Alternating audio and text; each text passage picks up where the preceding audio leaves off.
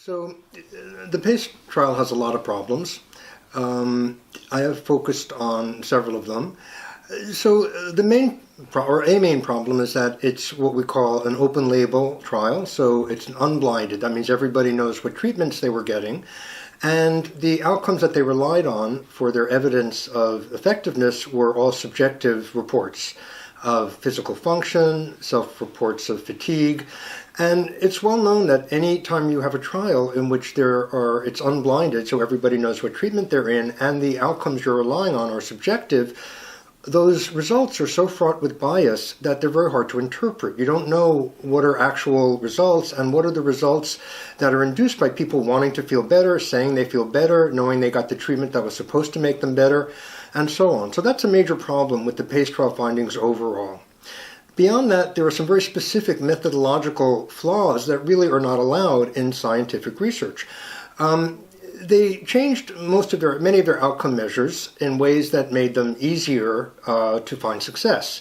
So the reported findings, as published in journals, are based on changes in their outcome measures that they made after they collected all their data. This is just not appropriate as a methodological strategy. You're really not supposed to be changing all your outcome measures after you've written your protocol and after you've collected your data. So that raises a lot of questions about the accuracy of any of those reports based on these changed outcome measures.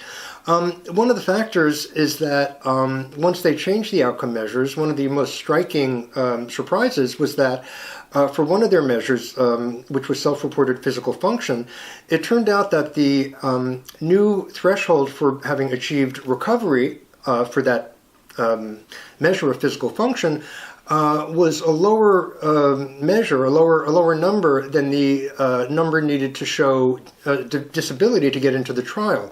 So what happened was that 13% of the participants in the trial were actually, quote, recovered for physical function when they entered the trial, before they got any treatment at all. This essentially, to my mind, invalidates the study as a piece of serious scientific research. You simply cannot have people who are recovered on a key measure at baseline in your study. It's just not logical, and it's not allowed.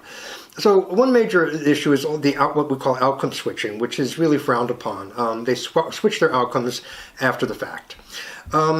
Another major problem was that they really didn't do anything or they did things that would promote the very bias that would influence their findings. So one of the things I've written about is the publication of a participant newsletter during the trial, when about 1/3 of the participants were still being tested. And in that newsletter, they published participant testimonials from people who had finished the trial about how fantastic the trial was and how great they were doing from the therapy or the treatment, and so on. So any such statements are obviously going to possibly influence people who read them who are still in the trial. This is a form of inducing bias in your participants. It's not allowed. Publishing this newsletter, again, it really goes a long way to invalidating the findings, because we don't know what's induced by bias and what are real findings based on people's responses. Another factor was that they actually do not have legitimate, from my perspective, legitimate informed consent. They have consent forms that people filled out, but one of the problems is that they did not disclose their very significant conflicts of interest. The main investigators in the Pace trial have had long-standing relationships with disability insurance companies for years, and they've spent a long time advising these companies that the treatments under investigation in Pace, like CBT and GET, are treatments that will get people back to work, or can get people back to work and get them better, and so on. So even as they're investigating in the Pace trial whether these treatments work effectively, they're actually telling disability insurance companies that they work effectively. So they obviously have a vested interest in getting findings that show that the treatments work. This is called a conflict of interest. It's a very serious conflict of interest in this case. They promised in their protocol to disclose any possible conflicts of interest to prospective participants, and they did not do that. So they violated their own protocol in multiple ways, including in this way. So these are some of the main problems with the Pace finding, but it's far from all of the problems with the Pace finding, with the Pace study. And I could go on and on and on for a long time about other problems, but I think, those those are sufficient ones to raise questions about the legitimacy of any findings reported from the Pace trial.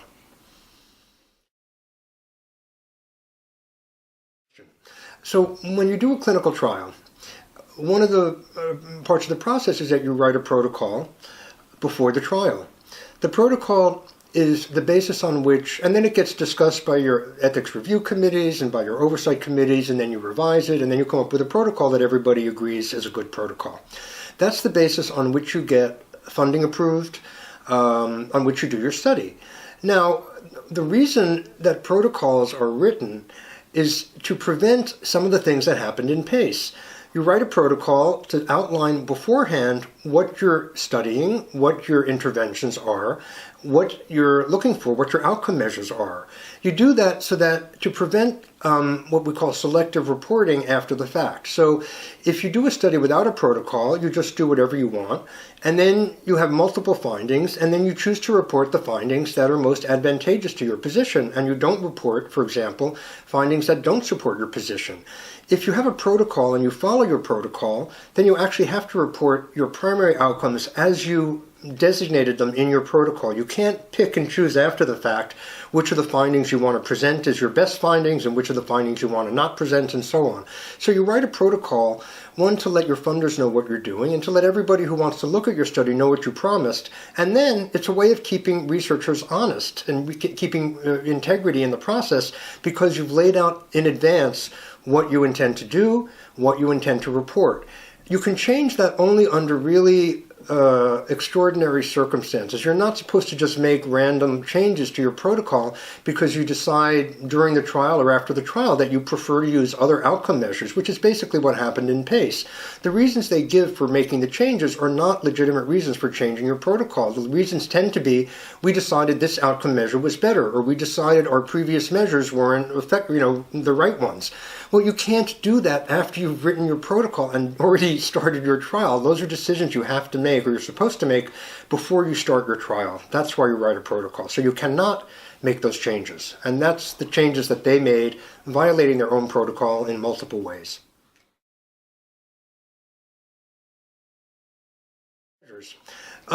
So let me just say one thing. There's not as much of a problem. I'm not saying, open label studies are bad. You can have objective outcomes. If you have an open label study and you have objective outcomes, that's one thing. If you have an unblinded study and you have objective outcomes, that's one thing. If you have a blinded study and you rely on subjective outcomes, that's different than what they did. They had an open label study where everybody knew what treatment they were getting, both the patients and the people administering the trial. And you had subjective outcomes, which were basically just how do you feel. Or in this case, they were how fatigued are you and how is your level of physical function. They also had objective measures which did not support the subjective findings. And so again, had they reported these subjective findings and then simultaneously reported all the objective findings and explicitly said, our objective findings contradicted our subjective findings, that's a problem. We have to wonder what's going on. That's not what they did. They rejected the authenticity or the validity of their own objective findings in the Pace study and just relied for their reports on the benefits from the subjective findings. So this distinction between the objective findings in Pace and the subjective reports is one of the reasons why, one of the pieces of evidence for why it's a problem just to have open label studies with subjective findings, because objective findings may be different. And when you have to choose between subjective findings, which is just people saying how they feel, and objective findings, which are something that's measured, in a way outside someone just saying they feel better, you have to really go with the objective findings as the objective findings. Those are the ones that are really going to be more authoritative. The problem in Pace was that they did have objective findings, but they then found reasons to reject them as not objective after all.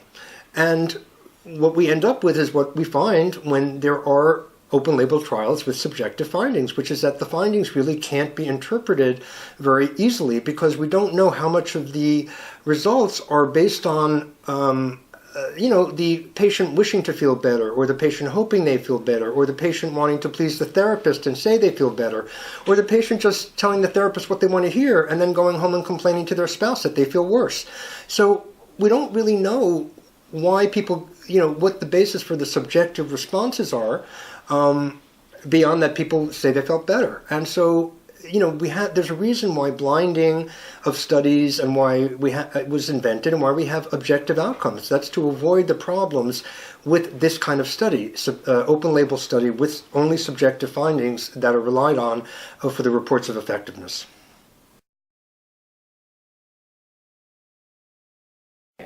So, okay, why has it taken so long to get traction on this? And that's assuming that we actually have traction at this point. I think we do. I know we do in the States. I think there's some in the UK. I hope there's a little bit in Norway. So patients have been pointing out, so I published my investigation first 3 years ago in October of 2015. Now, it should be said that patients were before that for years, since Pace was published in 2011, publishing and writing letters to the journals and complaining and complaining, though I should say complaining not in a necessarily belligerent way, but complaining in the appropriate scientific venues through letters to the editor, through complaints to the journals, through, intelligent blog posts and other venues. And they were pointing out all the flaws of the Pace trial. So when I did but they weren't getting any traction because they were being dismissed as crazy, hysterical, patients who were like climate change deniers, who were anti-science, and for reasons unknown were taking on these eminent researchers. So when I did my my first big piece 3 years ago, I assumed that when you write something like that, where you expose all these flaws and you do it in a high-profile scientific venue, where I did it on a science blog, which was well regarded, that the study would not be able to survive, and that it would sort of collapse under its own stupidity and absurdity, which would have happened had it been a breast cancer study or a study of multiple sclerosis or any illness that people actually believed was a serious illness. That it didn't happen with Pace was a surprise to me. That I had the same experience as patients, which was that my reporting was basically ignored by the powers that be, was surprising to me. And so I then decided I needed to continue with the project and try to get some traction. And it's taken this long for some things to start to happen. I can't explain it except to say that I think in the UK, which I'm most familiar with, I do think the entire UK academic and medical establishment has been really suffering from a kind of mass delusion or mass hysteria on the basis of that this is good science. And they've done that on the basis of, I think, the reputation of the people involved, the reputation of the institutions involved, the reputations of the journals that published the research. All these things have given rise to the impression that this is sturdy, robust research, when in fact it's garbage or a piece of crap, as I've called it repeatedly. And essentially meaningless in terms of providing reliable data, given the way the manipulations that they did with their data. I can't really explain the psychological processes that have gone on in the minds of these scientists and the academic and medical establishment, but I do think it's a real case of the emperor has no clothes. And when you're dealing with something like a paradigm shift, which this is, you're looking at one paradigm of treating this disease, which is from the psychiatric or psychological perspective, and trying to shift to a biomedical paradigm. As we know from history, paradigms always are confronted. Paradigm shifts are always, or can be very fraught and can be very complicated. And there's a lot of people who have vested interest in the old paradigm. They've invested their reputations, they've invested their, academic careers, they've invested their professional pursuits in a paradigm that I think has been shown to be false and to be, basically is an unproven paradigm that I think doesn't work. It's very hard for people to give that up. And it's very hard to tell people who've spent 30 years of their lives pursuing a theoretical approach to an illness that they're not only wrong, but that they've probably harmed people in the process by their recommendations. So I can understand the unwillingness or the difficulty in confronting that reality by the Pace authors. I also can understand why journal editors would not want to acknowledge that they got things terribly wrong. I can understand why the National Health Service in the UK, why all the other agencies involved would also be reluctant to acknowledge that they got things wrong. When you get things wrong on this level, someone has to be held accountable. And in this case, who's going to be held accountable? The entire UK government? It's sort of unclear. And I think that's a large part of the reason why there's been such resistance to the simple fact that, or the simple declaration that a study in which participants have met an outcome threshold at baseline is a non-starter as a piece of scientific research. If accepting that reality means that your entire career of 30 years has to be acknowledged to be problematic. That's going to be very, very difficult for anybody, I think, to come to. And I think that resistance has probably come into play a lot in dealing with this case. The big issues has been this portrayal of the patient community as belligerent, as anti-science, as akin to climate change deniers, hostile, aggressive, making death threats, harassing, and so on and so forth. So let's deconstruct this for a second. It's much easier to blame patients for being anti-science than it is to acknowledge that you've produced a piece of crap as a piece of science, and that you've promoted really research that, from my perspective, amounts to research misconduct as good research. It's much easier to confront criticisms with that by saying patients are crazy, patients don't understand what they're talking about, patients are like climate change deniers, when in fact you, as the scientists, are the ones engaging in that kind of behavior. The Pace authors themselves have engaged in anti-scientific behavior. They're the ones who are akin to climate change deniers by their really poor research methodology and poor research ethics. So I have no question that patients are sick. Patients have been sick for a long time. Of course they're angry. Why shouldn't they be angry? They should be angry because they've been mistreated. And they've been mistreated by the scientific community, they've been mistreated by the medical community, and they're angry. And they should be angry, and they have a right to protest that. That's very different from insisting that they're anti-science or from calling them crazy and hysterical, or suggesting that their objections to the trial are just the basis of their own false reasoning. The Pace authors are much more comfortable accusing patients of being belligerent and making harassment threats and so on, than actually responding to the criticisms that patients have very smartly made about the trial. The patient criticisms of the trial are accurate for the most part, and when I investigated them, I found them to be, spot on. And, I think it's been very much harder for the Pace authors to criticize me and some of the researchers outside the field that I've brought into the controversy and that have signed open letters that I've put together. It's much harder to portray all of them as climate change deniers because a lot of these are eminent researchers on a par with the level of the Pace authors themselves.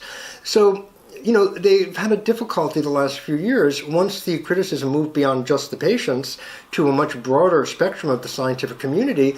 They really have still tried to use that argument, but it really doesn't have much weight because, again, you can't portray the 100+ people who signed the most recent open letter to the Lancet complaining about the Pace trial's unacceptable methodological lapses.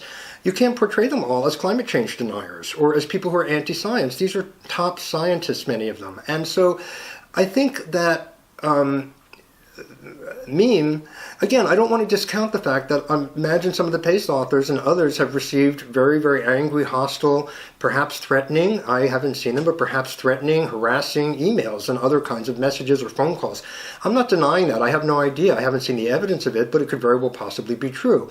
That doesn't justify dismissing criticism of your bad scientific research by portraying the criticisms as coming from, angry anti-science patients, which is what's happened. They've taken a number of incidents, or a number of apparent incidents of unpleasant behavior from patients and expanded that into a theory that everything that patients say about the trial that's negative about the trial is somehow not true or somehow made up or somehow about being against science. And that's just the most ridiculous argument that it's just a ridiculous argument and can't hold any weight and shouldn't be given any weight. Unfortunately, it has been given weight and it's been picked up by the general public and by other reporters and so on who basically still believe that this is a particularly belligerent patient community, that particularly doesn't believe in science and so on.